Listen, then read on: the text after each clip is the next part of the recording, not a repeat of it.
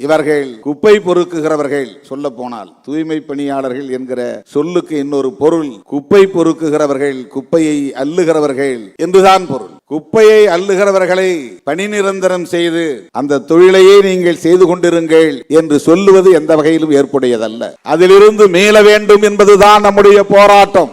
அந்த தொழிலை செய்யக்கூடியவர்கள் தொடர்ந்து அதை செய்யக்கூடாது.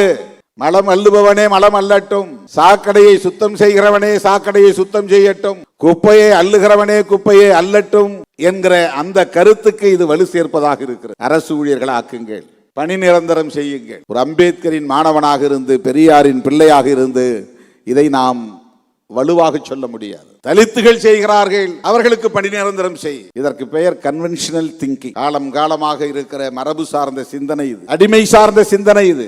வெட்டியான் தொழிலை செய்கிறவனை வெட்டியான் தொழிலாக அரசு ஊழியர்களாக ஆக்கி என்று சொன்னால் எப்படி அதை ஏற்றுக்கொள்ள முடியும்? அந்த தொழிலை ஒழிக்க வேண்டும். உலக நாடுகள் எல்லாம் இன்றைக்கு கருவிகளை, அறிவியல் வளர்ச்சியில, தொழில்நுட்ப வளர்ச்சியில புதிய புதிய கருவிகளை கண்டுபிடித்து ஒரு குறிப்பிட்ட இனத்தை சார்ந்தவர்கள் தான் அந்த தொழிலை செய்ய வேண்டும் என்கிற நிலை இல்லாமல் அந்த தொழில்நுட்பத்தை கற்றுக்கொண்டவன் அந்த வேலையை செய்யலாம் என்கிற நிலையை ஏற்படுத்துகிறார்கள். இதுதான் பிற நாடுகளில் இருக்கிற நிலை. ஆனால் இந்தியாவில ஸ்கேவெஞ்சர்ஸ் அரசு ஊழியராக்கு, ஸ்வீப்பர்ஸ் அரசு ஊழியராக்கு, இது எந்த வகையில ஏற்புடையதாக இருக்க முடியும்? இதை போய் அவர்களிடத்திலே சொன்னால் அவர்களுக்கு எதிராக நாம் பேசுகிறோம் என்று கருதுவார்கள்.